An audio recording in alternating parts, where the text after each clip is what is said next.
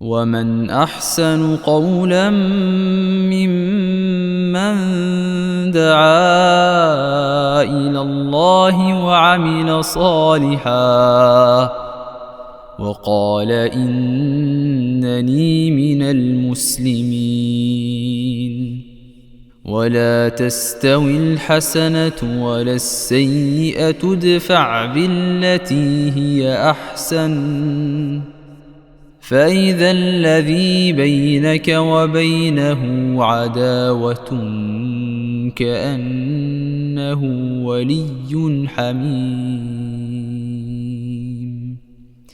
وما يلقاها إلا الذين صبروا وما يلقاها إلا ذو حظ عظيم.